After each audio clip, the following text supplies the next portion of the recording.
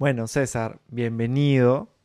Gracias por estar en una aventura humana. Me pone muy contento que esta conversación se pueda dar, ¿no? César Barrantes, yo le digo Cesarín de cariño, es un gran amigo, uno de mis mejores amigos, una persona que habla desde sus acciones, ¿no? Y que ya lo van a conocer un poco.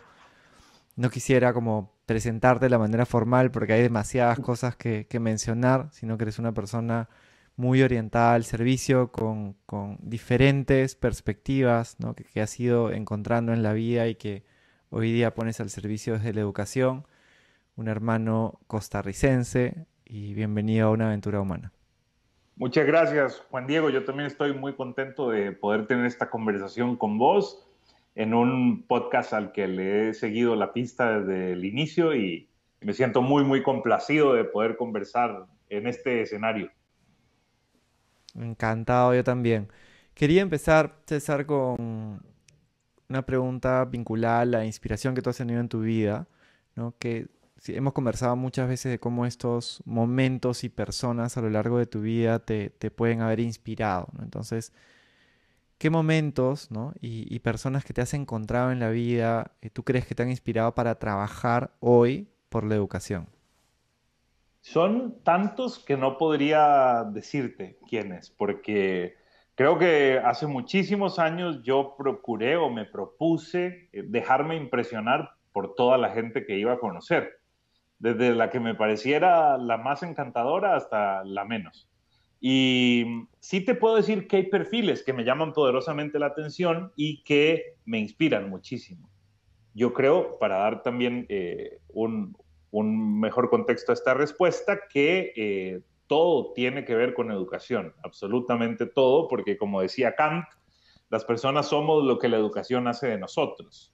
Pero sí te puedo decir con seguridad que la gente que sabe ser buen papá o buena mamá me encanta, es algo que admiro con devoción, y la gente que es muy disciplinada o muy constante, sin importar el tipo de disciplina que practique o el tipo de oficio que desempeñe, la gente que se toma muy en serio las cosas y que no se aflige con poco y que es súper constante, eso de verdad que me inyecta un coraje y me produce una admiración profunda. Entonces, acaban siendo perfiles muy didácticos o muy pedagógicos, porque de pronto me animan a ver realidades que no tenía tan presentes o a volver la mirada a cosas que no solía prestarles tanta atención, pero son ejemplos poderosísimos, el de la gente que ejerce con amor y con mucha responsabilidad su paternidad o su maternidad, y la gente que es muy disciplinada, muy constante con algo.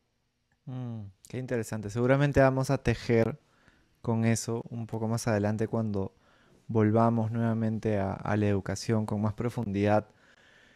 ¿Cómo tú crees que se conectan? Tú has estudiado diferentes carreras. Quisiera que nos cuentes lo que has estudiado y qué has aprendido de ellas que que te ayudan hoy en día a contribuir a partir de tu propósito, ¿no?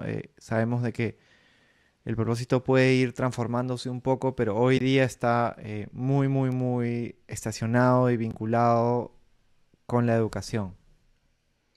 Eh, yo procuro dejarme, como te decía, impresionar por todo y por todos. Y el hecho de haber estudiado cosas distintas, no tan distintas, pero sí distintas, porque siempre me he inclinado por las ciencias sociales y por las letras, me ha servido también para generar una narrativa, digamos, interdisciplinaria de las ciencias sociales.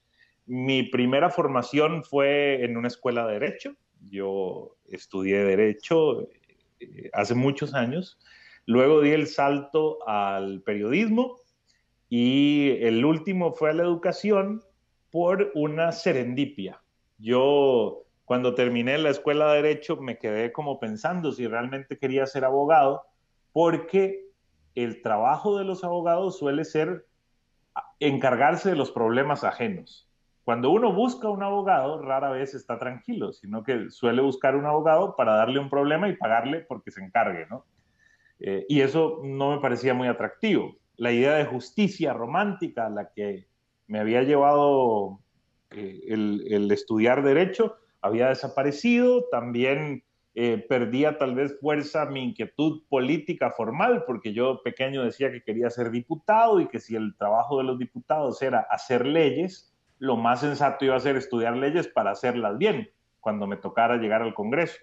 Pero después entendí que todos los congresistas, todos los abogados, todos los periodistas, todo el mundo pasaba por la educación formal y que allí podía estar la clave de un servicio, digamos, más enfocado en el bienestar o en la justicia y no tanto en el currículo tradicional.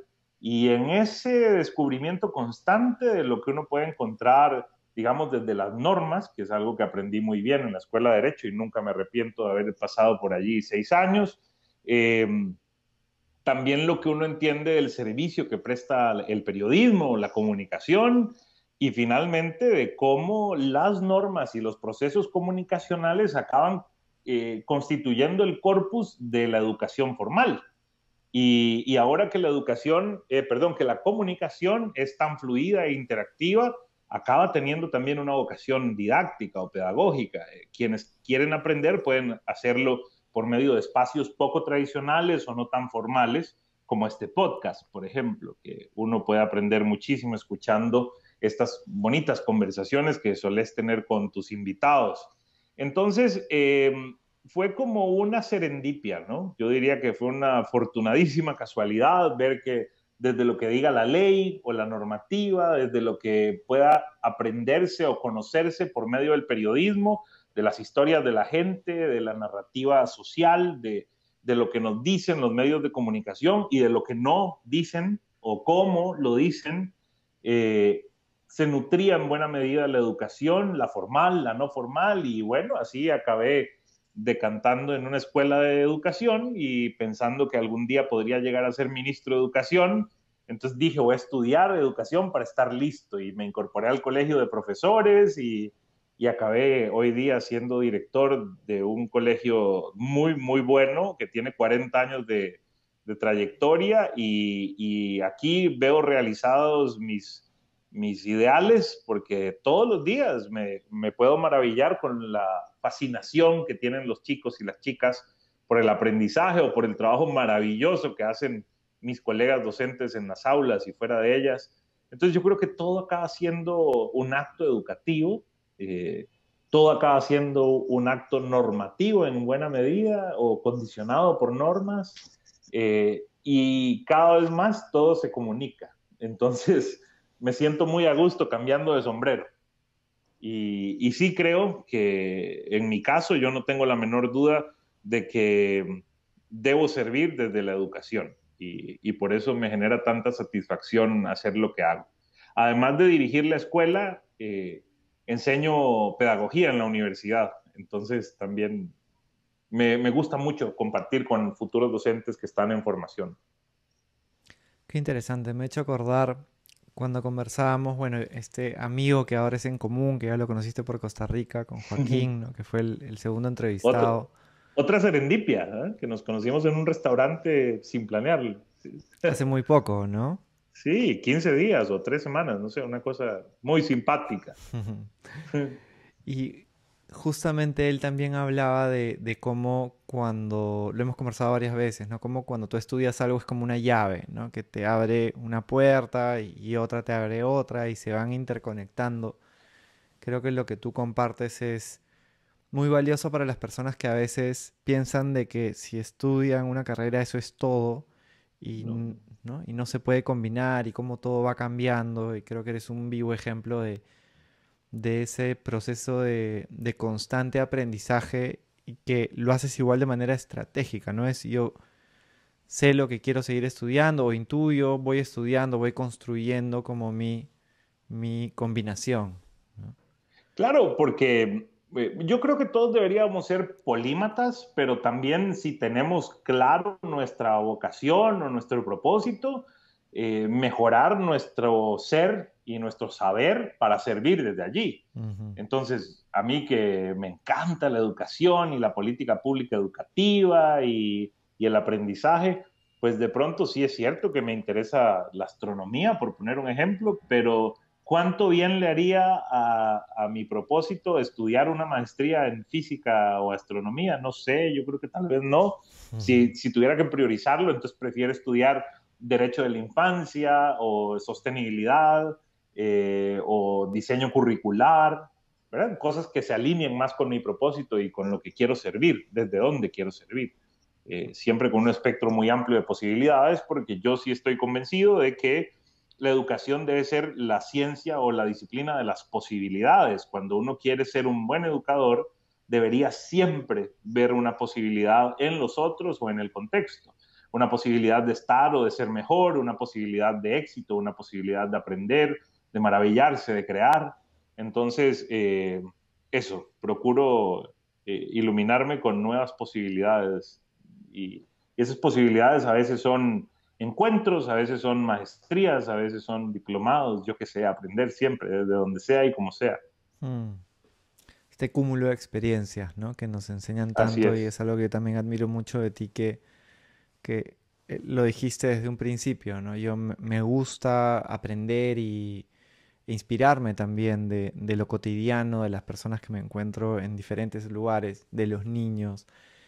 Y siguiendo en la educación, quería preguntarte si te dijeran, ¿no? Tienes una varita mágica y puedes cambiar una cosa en la educación, ¿no? Para que nuestros niños y niñas tengan todo eso que soñamos, ¿qué sería? tener los mejores docentes en las aulas, porque a veces no lo digo condenando o criticando a quienes por X o Y razón acabaron siendo docentes sin tener vocación para hacerlo o sin tener la suficiente curiosidad para ser un buen docente. Yo creo que los niños y las niñas merecen a los mejores enfrente de ellos, acompañando sus procesos de aprendizaje. Y no siempre es así. De hecho, nuestros países padecen un rezago escolar importante porque muchas veces las personas que se dedican a la docencia no tienen los procesos formativos más robustos o los recursos necesarios para aprender mejor y para facilitar de una manera más fluida y eficaz los procesos de enseñanza y aprendizaje. Entonces, yo tendría a los mejores alumnos de los colegios y a los mejores promedios de las pruebas de ingreso en la universidad, en la escuela de magisterio, en las facultades de educación y los llevaría a todos los rincones de América Latina a enseñar con mucho cariño y haría que toda esa gente que tiene afán por el éxito y por el servicio se dedicara a la educación de alguna manera. Mm, Suena utópico, pero bueno, es algo que me inquieta. mm. Creo que la educación merece y necesita a los mejores. Coincidimos al 100%. Imaginándonos de que eso sea posible, o que no, en una situación en general, cuando tú eres un docente, ¿cuál es para ti la cualidad más importante que se debería asegurar para que pueda justamente trascender desde ahí? Eh, yo creo, es difícil de describir, pero vamos, me gustan mucho los docentes que son humildes. Cuando uno entiende la humildad como eh, esa competencia de saber que no soy bueno en algo y de trabajar por mejorar. Eh, Eso lo admiro profundamente y creo que un buen docente tiene que ser humilde porque el conocimiento es infinito y las aproximaciones al conocimiento son muy diversas también. Entonces, casarse con un método, casarse con una teoría me parece nefasto si uno quiere trabajar en educación. Hay que tener mucha apertura y ser humilde para saber que no somos dueños de la verdad. Y eso requiere mucho amor filial, porque también las personas no aprendemos de alguien que no nos gusta. Yo no comparto un refrán popular que decimos mucho aquí en Costa Rica, de épocas lejanas, me gustaría pensar, que decía, la letra con sangre entra, haciendo alusión a que había que hacer sufrir a la gente que aprende para que aprenda de verdad. Yo creo que el cerebro necesita emocionarse para aprender y que los niños o los jóvenes no aprenden de alguien que no les gusta. Entonces necesitamos una humildad amorosa, una gente llena de humildad y de amor que se dedica a la docencia desde eso, desde una vocación de servicio muy cariñosa, yo creo en la pedagogía de la ternura. Entonces, creo que todos los docentes que son humildes curiosos y amorosos, me producen también esa admiración profunda y les aplaudo de pie. Mm. Mientras hablabas me he acordado de dos docentes que yo tuve, uno en la escuela, cuando yo estaba en mi época más rebelde, que no le hacía Mm. caso a nadie, y otra en la universidad, al final de mi proceso. Y es interesante porque la primera era una docente, entre otras cosas, historia universal, y para serte sincero no me acuerdo absolutamente nada de lo que me enseñó sobre los cursos, pero sí tengo muy presente y me ha acompañado a lo largo de mi vida cómo ella se preocupaba por mí, ¿no? Porque era, incluso en un momento creo que ya era, lo que pasa es que yo me escudaba en el fútbol, ¿no? Y ese era mi espacio seguro y las clases las pasaba, pero ponía distancia cuando quería de los docentes, entonces era bien difícil que encuentren un acceso. Normalmente los entrenadores de fútbol eran los que con suerte lo encontraban, ¿no? Y ella en ese afán de ayudarme, me acuerdo que me dio algunos libros chiquitos para que lea y me dio un cassette en ese momento, ¿no? De Mm. cantos gregorianos y me dijo, Wow. escúchalo mientras estés estudiando. Y le hice caso y la verdad que yo empecé a escucharlos y se me hicieron tradición y la verdad que sí me tranquilizaron un montón. De hecho se lo he contado hace poco, hace unos meses, 6 meses y claro, fue increíble cómo ella no sabía, ¿no? El impacto que había podido tener eso. O el otro era un profesor de econometría que la verdad que más allá de lo que me haya podido enseñar de eso, que también si me preguntas ahorita qué es lo que vi, por más de que es más reciente, no te podría decir qué es lo que vi, fue que me pareció que era una buena persona, ¿no? Y que tomaba buenas decisiones en su vida y que era un docente que estaba apasionado por lo que estaba haciendo. Y eso hizo que conecte y me saqué la mejor nota de mi carrera en ese curso, que era supuestamente el más difícil. Entonces, qué interesante lo que tú dices, ¿no? La humildad y este amor, ¿no? Que no es algo, porque a veces uno cuando habla de amor lo siente como muy gaseoso, muy etéreo y es tan aterrizado, ¿no? Es preocuparte por el otro, es buscar, ¿no? Generarle valor. Es cuidar y confiar y alentar y animar. Eso es amor con distinta ropa. Ujú, totalmente. Bueno, ya que los he mencionado, una se llama Carmen, mi docente, y Juan es mi otro docente. Súper agradecido y estoy seguro que todas las personas que nos están escuchando tienen estos nombres de los docentes Es de los que se eso. acuerdan, ¿no? Y probablemente del que te acuerdes es alguien que ha tenido algo como emocional, ¿no? Tú, por ejemplo, ¿cuál es el Sin docente que duda. más recuerdas en tu vida? Es justo lo que te iba a contar. A mis estudiantes del curso de introducción a la pedagogía, el primer día de clase, siempre les pregunto eh, quién era su profesor favorito y el que les caía peor. Porque uno siempre se acuerda del que lo quiso más o del que uno quiso más y del que quería menos. Es decir, de un profesor mediocre o más o menos nadie se acuerda, pero siempre se acuerda del mejor y del peor. Entonces, Mm. bueno, del peor no hablemos, hablemos del mejor o de la mejor. ¿Qué hizo por nosotros que nos sigue recordando, que nos sigue haciendo fácil recordarlos con ternura o recordarlas con cariño? Y en mi caso fue sin duda la maestra Suraye López, de primer grado, porque en el primer grado pues uno va a un mundo nuevo, pasar del preescolar a la primaria siempre es todo un tema. Yo entré a la primaria sabiendo leer y escribir, entonces era un reto para la señora mantenerme quieto para que pudiera poder avanzar con mis compañeros. Yo estudié la primaria en un pueblo de 2.000 personas, muy lejos de la ciudad, y yo todavía visito todos los años a mi maestra, que ya está jubilada, y hablo mucho de ella y la recuerdo con un cariño inmenso y la admiro porque, bueno, me marcó, me marcó y yo la quiero, la respeto y la admiro, como admiro a todos los docentes buenos que he tenido la oportunidad de conocer, que son muchos, muchísimos en todos los rincones del país, incluso en otros países. Bueno, a vos te consta que yo cuando viajo siempre procuro conocer escuelas y aprender algo de cómo funciona el sistema educativo en el lugar en el que estoy. Y sí, yo recuerdo mucho a la maestra Suray, porque era Mm. muy dulce y me tuvo mucha paciencia, mucha. Parece fascinante esto. Y de hecho, también acompañando docentes, porque a mí me encanta también entrenar y trabajar y aprender de los docentes. Cuando sale esta pregunta siempre es algo así, ¿no? Como lo que nos has contado. Creo que es inspirador también para todas las personas que nos están escuchando que se dedican también a la docencia, a enseñar de una forma u otra, ¿no? A ponerle el foco que eso es algo que puede hacer que una persona te recuerde toda su vida, ¿no? Así es, y por las razones más lindas. Mm, Sí. ujú.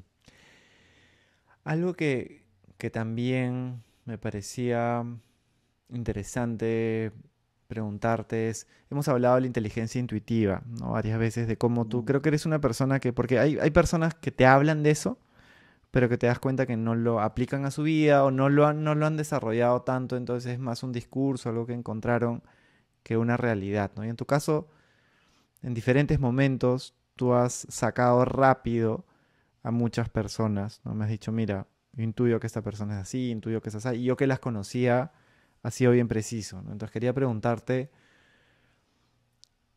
¿qué crees que sería importante para una persona de modo que pueda leer mejor a las personas desde, ¿no? la comunicación no verbal, desde el lenguaje corporal, desde todo esto que algunos le llaman intuición, ¿no? Pero ya cada vez se va estudiando más y se va robusteciendo esa mirada. Sí, es interesante porque yo no sabía que había algo que se llamaba inteligencia intuitiva. Sí podemos decir que hay un sexto sentido, un instinto, un je ne sais quoi, que a veces te dice, esta persona no es de fiar, o qué agradable esta persona, conversarle más, prestarle atención. Pero creo que esas herramientas que, bueno, algunos como Malcolm Gladwell dicen que tiene que ver con la cantidad de información que puedes procesar sobre el contexto de esa o ese sujeto que acabas de conocer, sobre cómo ves las microexpresiones de su rostro, que te mandan mensajes que tu cerebro aprende a traducir en alertas o en confianza. Yo creo que pasa en buena medida por escucharse a uno mismo, porque si sabes entender tus emociones y saber cómo reaccionar a eso que sentís, a eso que intuís, pues entonces después vas a tomar las decisiones que tengas que tomar. Eh, yo no creo que sea necesario tratar mal a nadie para dar un paso atrás o un paso al lado, pero por lo menos a mí me ha ido muy bien confiando en mi intuición y no me ha defraudado.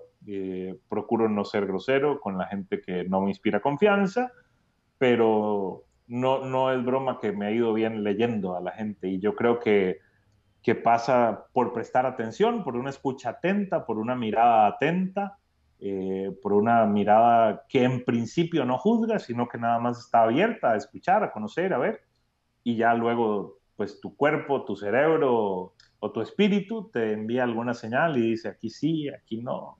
Porque vos también sabes que a mí me gusta mucho hacer amigos, pero a esta edad que tenemos, Juan Diego, ya no alcanza tanto tiempo, porque a la buena amistad hay que dedicarle tiempo. Y entonces a veces uno dice, pucha, qué muchacha más agradable, qué inteligente, qué buena conversación tiene, pero sí, tal vez hay que priorizar y bueno, ese digamos que sería un caso bonito porque estás conociendo a alguien que te inspira confianza y te parece simpática, pero a veces es todo lo contrario.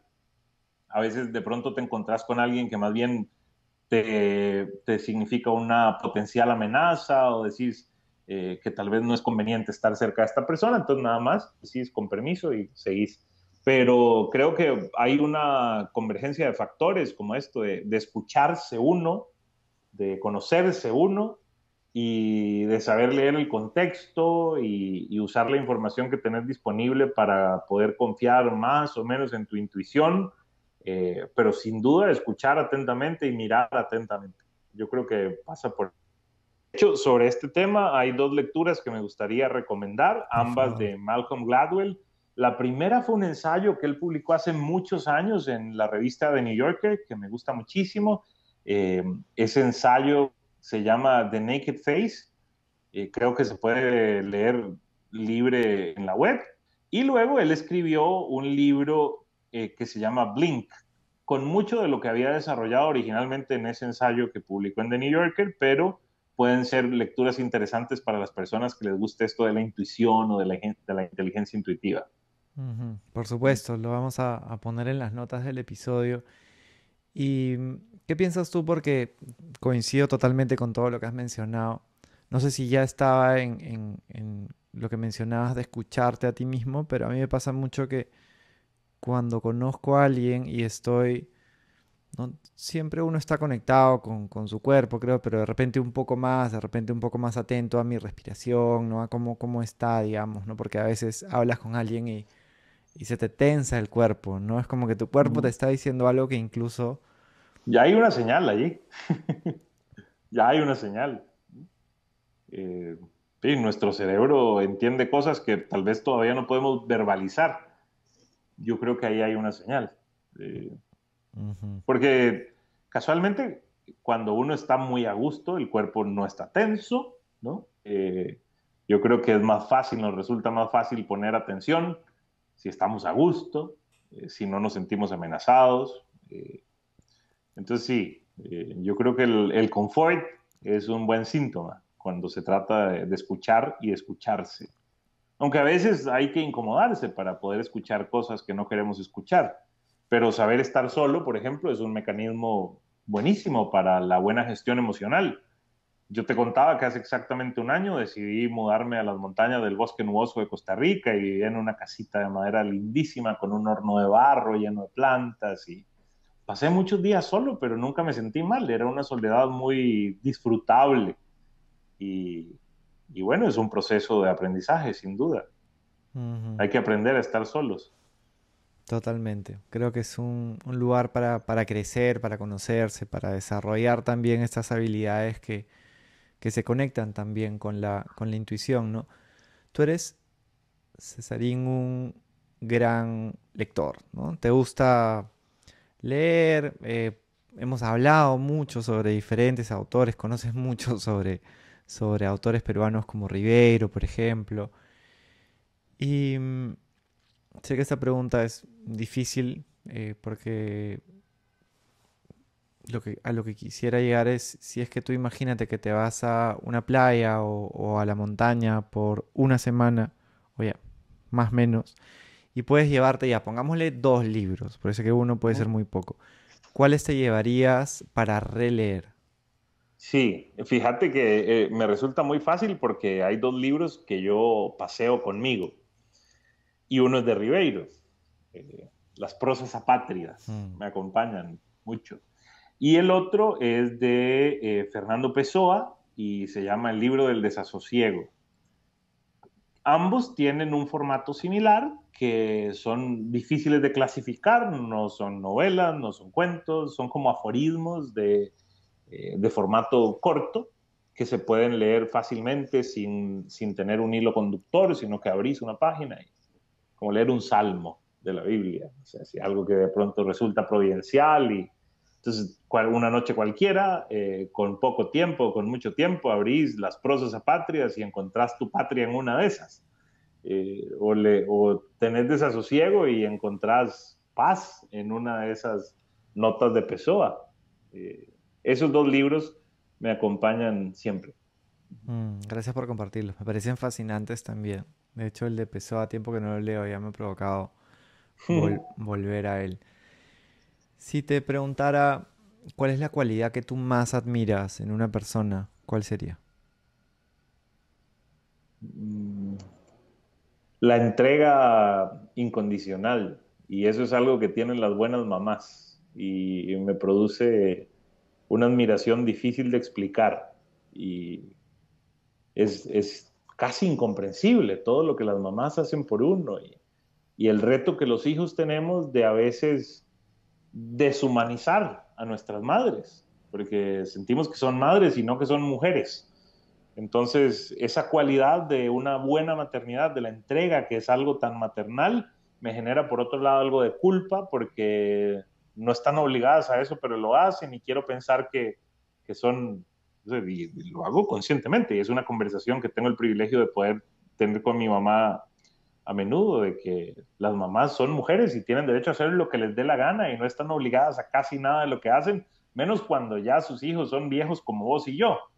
Pero, ¿verdad? Qué impresión, qué valor, qué nivel de entrega, qué amor tan inconmensurable ese que tienen las mamás. Entonces, creo que la cualidad de esa entrega irrestricta, de esa generosidad desbordante que tienen las buenas madres y alguna gente que no es madre también, y algunos hombres también la tienen. Eso me produce una fascinación y una admiración grande, muy grande. Mm, gracias por compartirlo. Y si es que te preguntara, o sea, en esta pandemia, ¿no? Creo que se han acelerado muchas cosas y no hemos salido todavía de esto, ¿no? La gran mayoría de nuestro público es latinoamericano. Estamos en este contexto de tanta incertidumbre, ¿no? Con diferentes matices, con diferentes preguntas que nos vamos haciendo, ¿no? Es una pregunta igual difícil el darle un consejo a las personas, pero te pediría para todas estas personas que nos están escuchando y que están buscando, ¿no? El poder sentirse mejor en este contexto, el poder vivir mejor esta aventura humana donde no tenemos certeza de prácticamente nada y hay de repente tú piensas que son pocas cosas las que puedes controlar, pero quizá pueden ser un poco más que pocas cosas. ¿Qué les dirías? Que sepan ser buenos amigos de sus amigos. Yo creo que la amistad nos salva y la pandemia lo ha probado. A veces no vemos a gente que vive a 2 cuadras y que es nuestra amiga, pero alguien que está en Australia nos acompaña de una manera maravillosa desde los recursos tecnológicos y eso hay que saber reciprocarlo y agradecerlo con más amistad, con más afecto, porque como decía el gran Ernesto Sábato, nos salvaremos por los afectos. Entonces yo creo que es conveniente querer y dejarse querer y de verdad que nos produce una satisfacción muy sana cuando uno le dice a otra gente que la quiere, cuando se preocupa genuinamente por ellos y da pruebas de eso, se siente mejor y la gente buena lo agradece y todos estamos mejor. Entonces el consejo que me permito darles es siempre procuren ser buenos amigos de sus amigos y agradezcan a la gente que les ofrece su amistad y su cariño, porque eso nos salva. Nos salvaremos por los afectos, decía Ernesto Sábato. ¿Sí? Es más, si me lo permitís, me encantaría leer un parrafito Por favor. de Sábato que sí, el que es donde dice eso, porque es lindísimo, es hermosísimo. Ese es otro autor que hay que leer, es maravilloso, argentino. Vamos a ver cómo decía esto. Si lo encuentro por acá, en el último párrafo, eh, dice, en esta tarea lo primordial es negarse a asfixiar cuánto de vida podemos alumbrar, defender, como lo han hecho heroicamente los pueblos ocupados, la tradición que nos dice cuánto de sagrado tiene el hombre, no permitir que se nos desperdicie la gracia de los pequeños momentos de libertad que podemos gozar, una mesa compartida con gente que queremos, unas criaturas a las que demos amparo, una caminata entre los árboles, la gratitud de un abrazo, un acto de arrojo como saltar de una casa en llamas. Estos no son hechos racionales, pero no es importante que lo sean. Nos salvaremos por los afectos. Gracias por compartirlo. Me ha encantado y me hacía pensar también todo lo que mencionaba sobre cómo los afectos, algo que yo me estaba repitiendo por diferentes cosas que he visto en las últimas eh, semanas, yo antes pensaba que los valores eran como un seguro de vida importantísimo, ¿no? Y decía, mira, tú tener tus valores es algo esencial. Pero claro, los buenos amigos y personas que te ayuden, ¿no? a a mantenerte en un buen lugar, que te digan lo que te tienen que decir, sea bueno, sea difícil cuando lo necesites, creo que son el mejor seguro de vida, ¿no? Y es algo que se ve reflejado en lo que nos comentas. Y hay un estudio también que me fascina, a mí me gusta mucho aterrizar también las cosas con experiencias también de ese mundo, ¿no? Que creo que complementan las historias que traemos, que es ese estudio que se hizo en Harvard con más de 700 personas, donde sigue todavía en pie, ¿no? A lo que llega es que el mejor predictor de una vida De una buena saludable, vida, de una de una buena buena vida, vida, son buenos afectos, son buenas relaciones, no buenas muchas, relaciones. sino de calidad, ¿no? Así es, así es. Somos animales sociales, estamos diseñados para querernos. Y, y bueno, eso es muy sano, ¿no? Dejarse querer y querer. Muchas gracias, César. Vamos a poner las notas también sobre todo lo que hemos hablado, todos los libros, los estudios en las notas del episodio. Gracias por acompañarnos. Espero que también te animes a volver en otros momentos. Quizá por acá o por allá nos podemos volver a encontrar para que siga esta conversación que estoy seguro que nos puede llevar por lugares fascinantes también. Yo feliz de la vida, agradezco muchísimo la invitación que me haces, la agradezco con cariño genuino de la amistad tan bonita que tenemos y también de la oportunidad por poder participar de este espacio que me parece tan valioso y que tantas personas en distintos lugares del continente disfrutan tanto como yo. Así que gracias. Gracias a ti. Súper agradecido. Estoy seguro que las personas que nos están escuchando también se están llevando mensajes muy valiosos. Mucha energía para la escuela, ¿no? Ujú. Con todo este reto maravilloso que tienes como director de la escuela donde estás. Siempre sigo ahí las imágenes que compartes y la verdad que me alegra muchísimo saber que hay niños aprendiendo de esa forma distinta, divertida, tan Alegres, humana sí. y Yo alegres. procuro que pasen alegres, aprendiendo muy divertidos, sí. Fascinante. Nos vemos Pura pronto, mi vida, hermano. Un abrazo. pura vida. Hasta luego.